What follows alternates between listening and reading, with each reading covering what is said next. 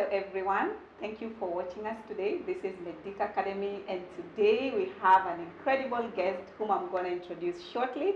And for those who are new here, my name is Winnie Barawa and please subscribe to our channel.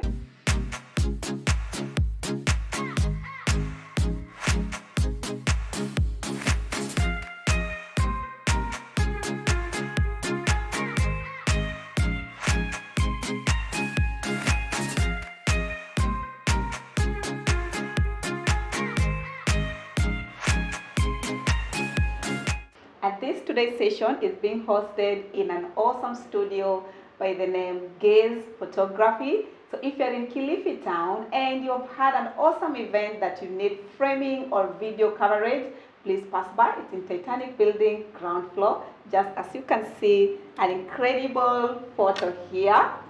Actually, this is our guest, and you can have this at an affordable price. Thank you very much and you're welcome. You can have their contact down there to access more about their details.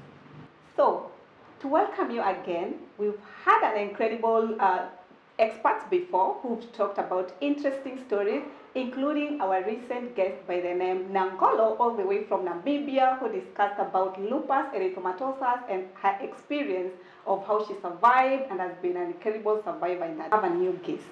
So I will give him a chance so that he can tell us his name and where he's come from. So Karibu Sana, tell us about yourself. Thank you so much for the invite. Actually, my name is George Mbaji, and currently I'm living in Kilifi, but I come from Mariakani. I've been schooling in Mariakani, and then I went to Mombasa to school. Then eventually I ended up in Nakuru for my college. Currently I came back to Kilifi. That's where I'm working. I'm a nurse and partly a musician. Actually, a rap musician. All right, you can throw some lines. No problem. Because I'm a businessman. Nite El Papa. Wow. Mungu kwa mfano wake nite El Shaddai. Buzz na speed pombe. Wengi wameshalewa na kitaa wamepiga kura. Wengi wameshapewa KCG. Kiboko cha MC. Okay. Yo, Mbaji 003. Yo, patina go down. Kili flow, kili moja. This guy is fire. As you can see, he's a nurse. You can imagine what his patients go through. Like you got a nurse and he can just sing for you to get well. So you make sure when you get sick, look for him. He's in Kilifi and he has this incredible story of how he's able to just walk his journey and the inspiring stories he's been having. And I will let him just tell us in base, like, how did it happen that first you ended up in nursing? Actually, initially I wasn't a nurse. After high school, I actually joined Mombasa Polytechnic, which is currently Technical University of Mombasa. Yeah. And I took a course in medical laboratory science certificate course. So that is back in 2001. So after clearing, we tried to look for some jobs here and there.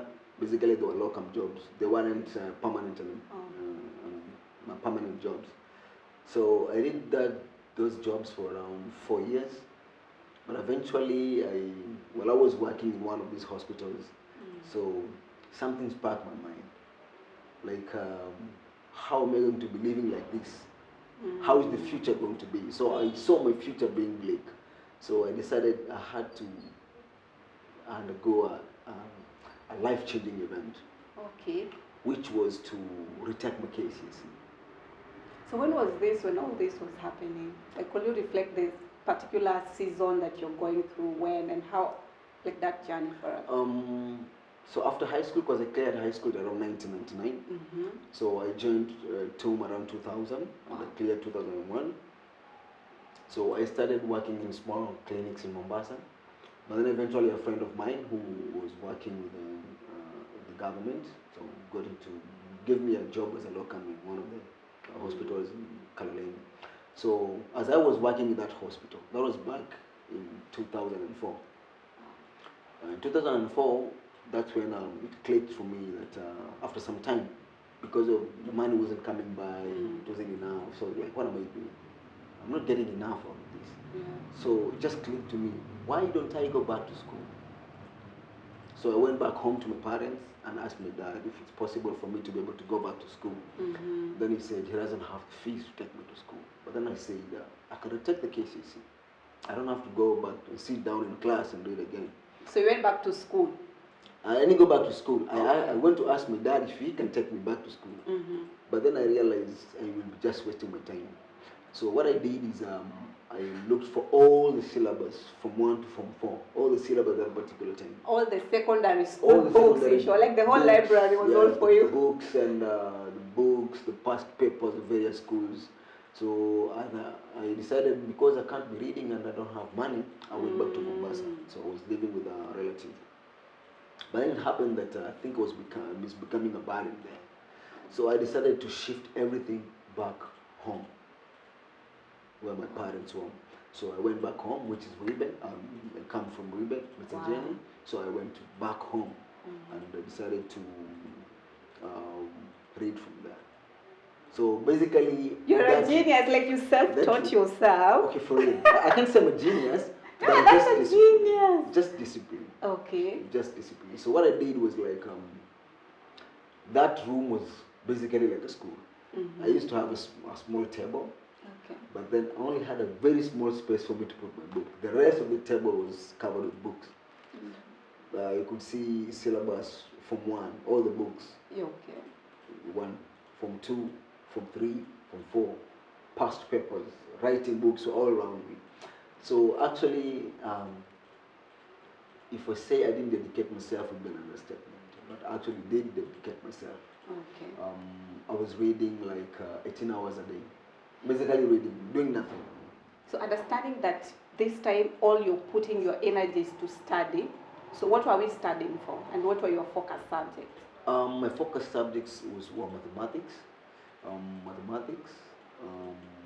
biology, English, chemistry.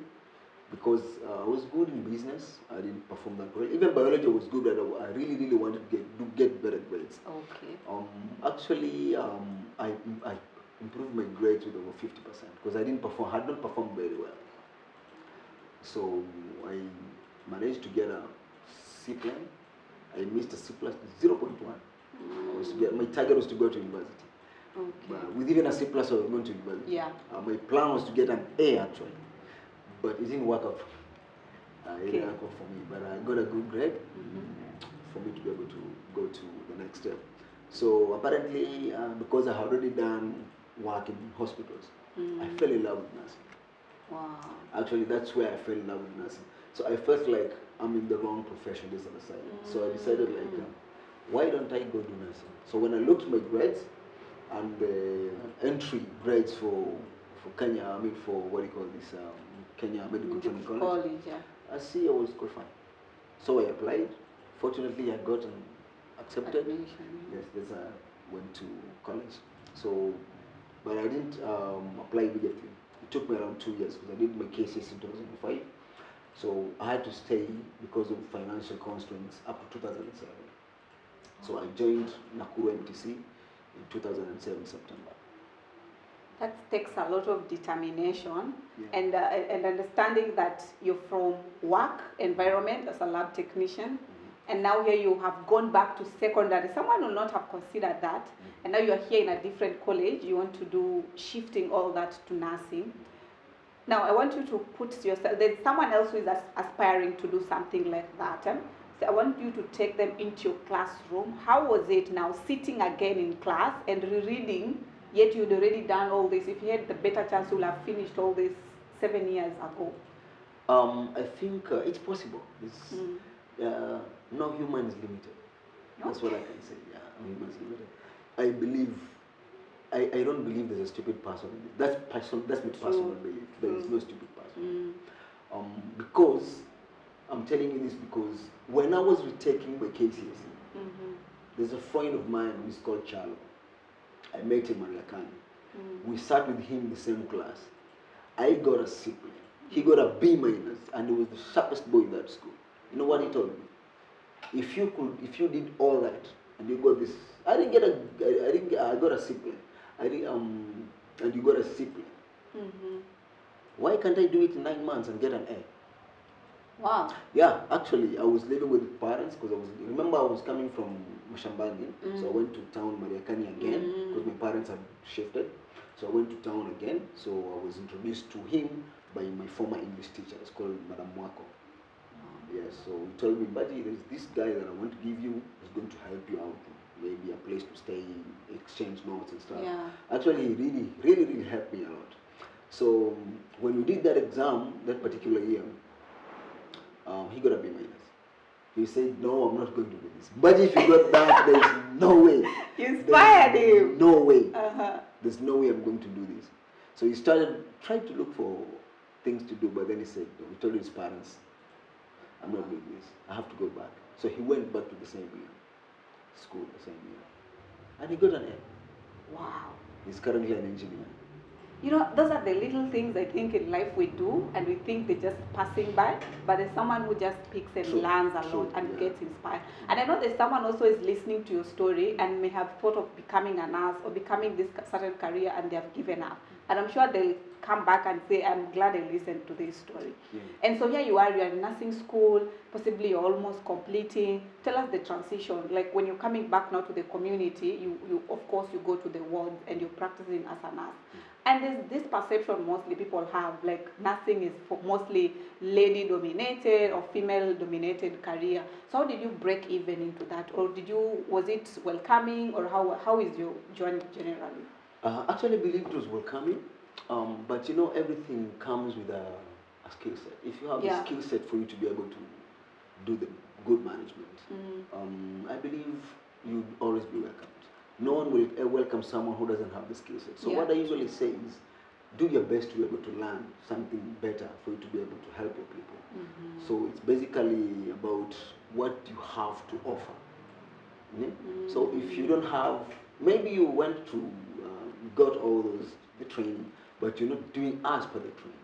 You see, people are not going to maybe accept you.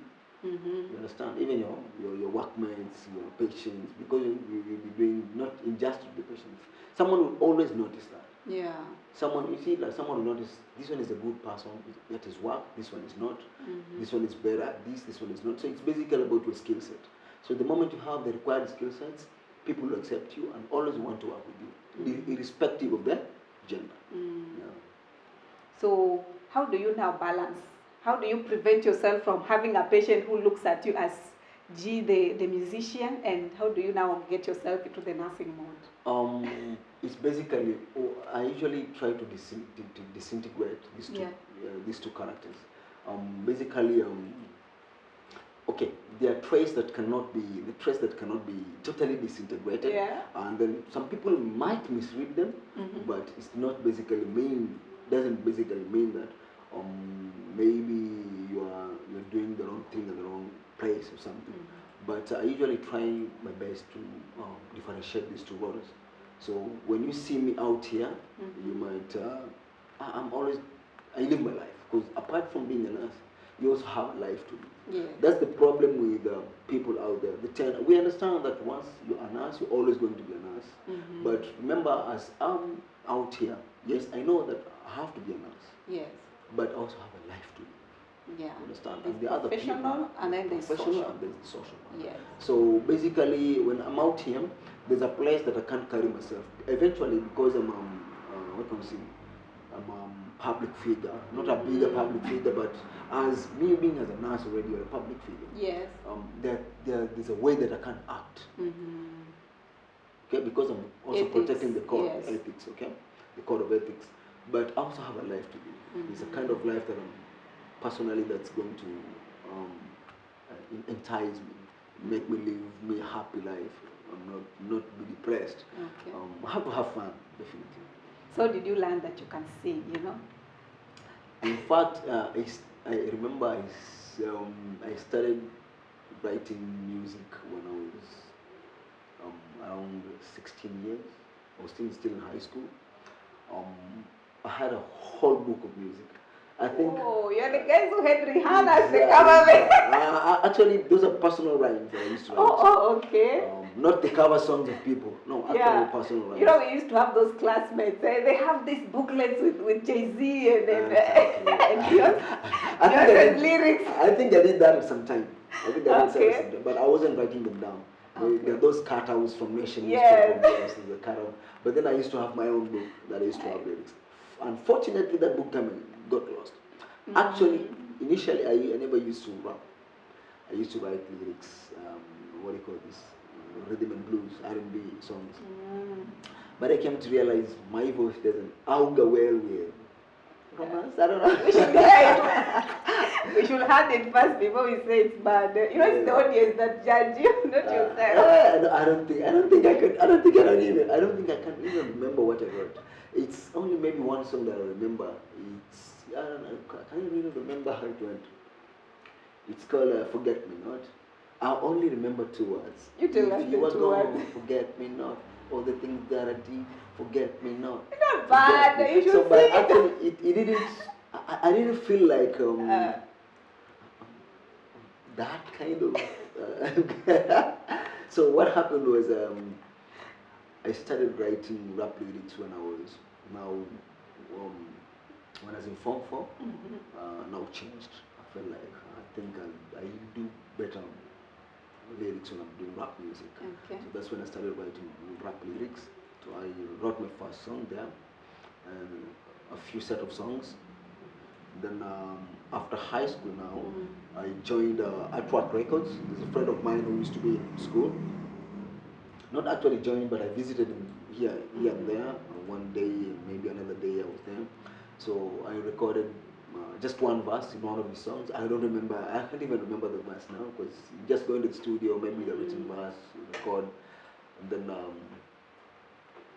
you just forget about it. Okay. So after Artwork Records, now I was in Mombasa, a friend of mine told me that there's this guy called Keshop, who's a producer. So I went to him, talked to him about music production. Was that particular time was working with Andre Madebe, rest in peace. This an Englishman, a German man, I don't know, Englishman was living in UK. He came to Kenya because of this music. He saw potential in music in the coast. So he's the one who used to produce Logo, K-Shot, and Coffee. So I did a few songs, but actually they never saw the light of day. I still have the mixtape today, the hard copy, the cassette. Put it on YouTube. So what I did is I still have it at home. I haven't done it. Right now you see things have changed. I mean, the way people listen to music have changed. We've moved from cassettes to digital music. So I don't think I'll ever go back to them. So that music, I wasn't able to go far with them because music production needs money. Yeah, true. Needs a lot of money. Passenger, but in a go down. Kill flow, kill moja. Passenger, but in a go down. Never estimate the life you live yellow. You only live once. You don't show up aweza. Leo upo high, kesho ndana jeneza. I already have the money. Okay. Yeah. So I stopped it from there. So I came back to music now after I was qualified from college. Wow. But I got a job. So when I got this job, in a place called Kaloleni, I was working with interiors. So I had one of songs produced from Cracks and Records. You know, 2 musicians, that is Shad Biggie and Master Kimbo. I never knew them then. But then I just told myself, how is it possible for me to go to Khalifa? I really want to. I really want to be there and to be in this Cracks and Records. So fortunately, I got a job that brought me to Kilifi. Wow. Yes, I got another job that brought me to Kilifi. So when I came to Kilifi, after 2, 3, or 4 weeks, the first place that I went to was Cracks and Records. That's when I met the producer and some of my friends there. I met Mchafuzi, who is one of the greatest musicians I can say in the country. And I met producer J Crack, and then we became friends. And then one day I told them, but they know I have some rap lyrics I would really love to. So Mchafuzi, when he saw me, he saw some potential, not only in music but in life in general. So he used to actually we used to talk a lot about life, about studies. I told him about my journey in school and stuff. So he was appreciative. So he knew this guy is someone that I can relate to, talk to. I can get one advice here and there. Maybe I can give it to someone else. So he's actually the first person who made the first beats for me to be able to record my song. So I did this song called Natafuta. You don't get beats here and there. Someone, let me make some beats for you. He was a mentor to you. Yeah, in a way. Yeah. And he like now catapulted your journey to the industry. Yeah, true. So what inspires you now to get these songs? What are your inspirations? Basically, my inspiration is my life in general. Okay. Everything that surrounds me, and the everyday lives. Okay. What can I say? The everyday life events. Life events, exactly. Okay. Every day is life events. We have politics going on. We have life in general. We have friends. Maybe a friend is going through something. Tell you about a story. Tell about it. We have people out there who have different perspectives of life. Yeah. So you pick all those and try to make music out of it. Sometimes you just go to the studio and you might just hear a beat and you feel like, hey, I have some emotional feelings to this, let me do something about it. And then the lyrics start flowing. Sometimes it depends, you can write a song you can take a week, write a song. There's a song that I wrote in 2 days, there's a song that I wrote in 30 minutes. So you have a song here now? Right now. You know, they say musicians are the most interesting people. They could be walking and they're sitting in the car and some lyrics just come and they start singing to them. Do you have such moments also? Yeah, I had one moment. Actually, I got mad. Really? Really mad. I was coming from Mombasa a few years ago. I was coming from Mombasa. So when I was boarding the matatu at Buxton, and then something clicked my mind. Why didn't I write a song about Wosia, that is a will? So I started writing that song. Okay. So on my phone, I went to the notebook. So I had an earpiece. There's a beat that I had, not generally for recording, but someone had given to me, so I typing the lyrics. Imagine from Buxton to Kilifi, I had written a whole song. Actually, a whole song. Okay. Plus its chorus. Okay. One funny thing, the moment I didn't save that song that note. Believe you me, I reached home, I had deleted everything. Wait, so they come, but if you don't catch the idea before time, you're going to lose everything. So I lost everything. I actually lost everything to that song. I was mad because sometimes you write the lyrics you write that whenever you have that feeling that you want to write music, you write the best lyrics. I had written the best lyrics. I had structured it in 3 ways. I'm writing a will about myself. Then I had written a will about the people around me, and then I had written a will about my kids. So when I reached Kilifi, I don't know what happened. When I was trying to alight from the matatu, I just shut off my phone. Wow. Believe you me, to date I'm still looking at those lyrics. I'm still looking for all the phones that I have, maybe are broken. I always go to the notes. Do I still have a record of these lyrics that I sent? Because it's something that I really wrote it with passion. But now I lost it. Let's hope it will reincarnate. So what's your favorite song now? I have a few favorite songs. Give us the top one. The top one. Okay, actually the top one is Natafuta. Because it's my first song. That's one. Okay. Then the second one is Mapinduzi, because it's a little bit political and I talk some truth about it.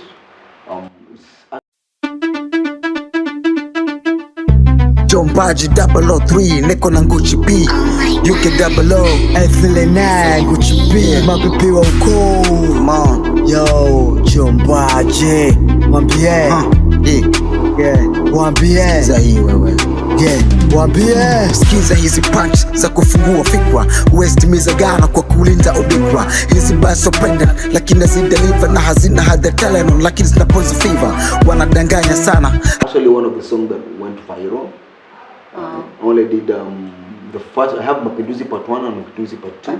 So I only did a video for part 2. I wanted to do for part 1, but you know sometimes you have to balance finances. So I feel like I'm getting much out of this. Although it's passion, but let me not put a lot of finance into it. So when I wrote Mapinduzi part 2, actually Mapinduzi was supposed to be it's not a political song, but it's a song that tells the masses, why are these people taking us to this path?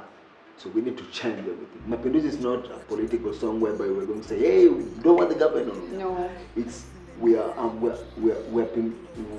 trying to overturn our thoughts. It's poetry. So the moment you listen it, the first bar you don't go to get it. But what I'm trying to tell is I'm trying to tell the people, let's change our mindsets. Okay, let's change our mindsets. Let's change how we vote. Let's change how we bring these people to work on, because they're the ones who are working for us. We're not working for them. So let's change our mindset. Let's think out of the box. Who do we really want to bring on board so that it can work for us? So it's basically I want to overturn our ideas on how we should, let's say, view life in general and our leadership, the way the people that we want. So maybe when someone listens to those songs, will be able to understand. Because it was, I wrote Mapinduzi part 1, but I felt like, I still have more. So I came up with Mapinduzi part 2, which I featured one of my friends who raps with Book of Land. It's called Mbaji. We actually shot the video in this room. Wow. So there's inspiration here. This is the background, the foundation. So you can give us some lines on that, because it looks there's a lot on it that focuses on political transformation or leadership or change.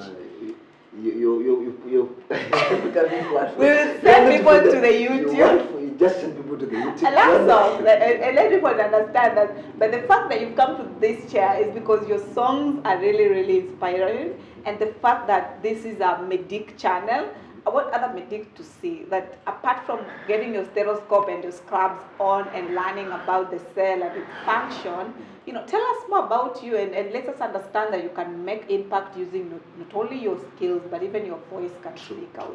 So looking at political impact, being initiated via songs, by a medic, that's a step.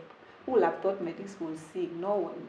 But actually, there's so many who can do that. But they actually overshadowed with the thought of what the community is going to say. What is the medic going to say? There's someone who actually sing. He's a medical officer. Sing. He actually won an award here. But actually, in fact, I had told him, bro, can you do a chorus in this song? He said, no. You should do a collab. No, I can't do that because my professionalism. I was like, come on. But actually, he's a very good vocalist. He's a very, very good vocalist. I think they need to change that story. Look at medics and you think that these book-minded people who don't go out there and do other things. Yeah, I love one of my consultants who usually say, not consultants in my profession, but in my usual work with, usually tends to, okay, let me say the particular cadre, but who usually asks people who are medics. You could hear a song, maybe ask someone, do you know who that is? And then someone would say no. And they would like, what kind of a life are you living? You're only living in books. You're supposed to go out. You're supposed to go out there and also live this other life. Don't embed yourself into books so much that you forget about this other life. Yeah, which is true. So let's summarize. How can people access your work? We've mentioned of music. They would like to listen to your music. How can they access your life? Currently, they can only access 2 platforms. That is in Dundo and YouTube. I go by the name Mbaji. Actually, it's a corruption of my name. Initially, with music. I wasn't called John Mbaji. It was the Black Leo, as in the Black Lion, Leo for Lion. But when I wanted to make it official in music, I did some research and found that there are few Black Leo musicians all over the world. So there's one in what do you call this? What's this place called?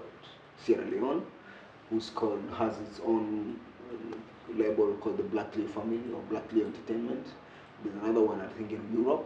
So I felt like we don't need another Black Leo.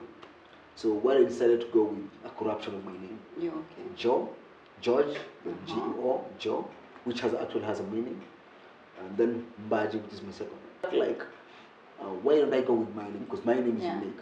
So so this is the world. Okay. Joe means the world. So I took Joe as a corruption of my name, but also it has a meaning to the world.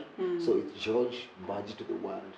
We are so proud of you. Thank you so much. The Medic Forum, Medic Academy as a whole, number one, and also the Medic family, because getting us coming out and speaking and singing and being in the art industry, we are very few out there, and getting us out, it's one of the steps to just becoming extraordinary. True. And coming here, for me, I'm privileged.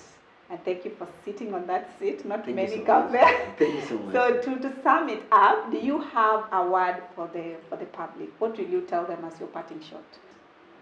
Do you? Because whatever you do as you, that describes you. So long as whatever you're doing is not against the nature's living concepts or nature's living basically concepts. You don't hurt anyone. You don't do something that is negative.